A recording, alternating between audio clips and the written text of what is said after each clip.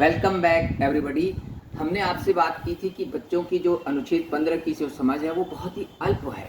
वो पूर्ण इसलिए नहीं मानी जा सकती क्योंकि आप केवल अनुच्छेद 15 के शब्दों को रट लेते हो। बेयर एक्ट में रट लिया, कोई छोटी मोटी लोकल पब्लिकेशन की किताब आ रखी है, पॉलिटी इन ग्लैंस, उसको पढ़ लिया। ना ना ना, उतने से आप बेहतर उत्तर नहीं लिख सकते जो आपको टॉपर बना दे। टॉपर बनाने के लिए आपको उस चीज़ की हर आयाम से उसको समझना होगा। तो अनुच्छेद 15 का विस्तार केवल तीन ही सब क्लॉज इसमें मौलिक संविधान में थे, 3 हमने और जोड़े। तो किन किन संविधान संशोधन के द्वारा जोड़े? जो लास्ट वाला था 103वां संविधान संशोधन, जिसमें पहली बार हम संविधान की जो मूल आधार था कि सामाजिक न्याय के लिए केवल ये माना जाता था कि जाति के आधार पर ही सदियों से भारत में शोषण होता रहा है और जाति के आधार पर जो पिछड़े लोग हैं, अनुसूचित जाति, जनजाति, अन्य जातियां, उनको मुख्य धारा में लाना के लिए जाति के आधार पर आरक्षण देना चाहिए। तो पहला जो केस होता है 103वां संविधान संशोधन, वो ये मानता है कि नहीं, आर्थिक आधार भी पिछड़ेपन का कारण है और इसके लिए जो लोग आर्थिक रूप से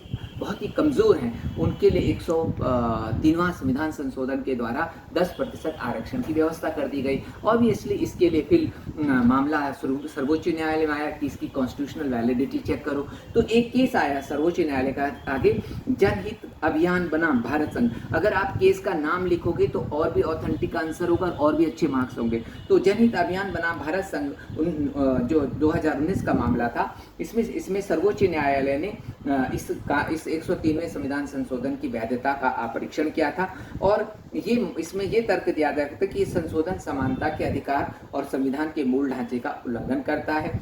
सुप्रीम कोर्ट ने 7 नवंबर 22 को 3-2 के फैसले से 3-2 के बहुमत से, ठीक है, करीब 3 साल इसमें सुनवाई हुई। 7 नवंबर को डिसीजन आया और मेन बात क्या है कि इसमें 2 जजों ने अपना डिसेंट नोट, यानी कि क्या कह सकते हैं, नकारात्मक टिप्पणी की है और वो इससे सहमत नहीं थे। सबसे बड़ी बात क्या कि जो चीफ जस्टिस थे मिस्टर जस्टिस यूयू ललित, वो उन्होंने भी इस फैसले में असहमति दर्ज की थी, लेकिन 3 जजों ने इसका समर्थन किया था, इस कॉन्स्टिट्यूशन अमेंडमेंट का।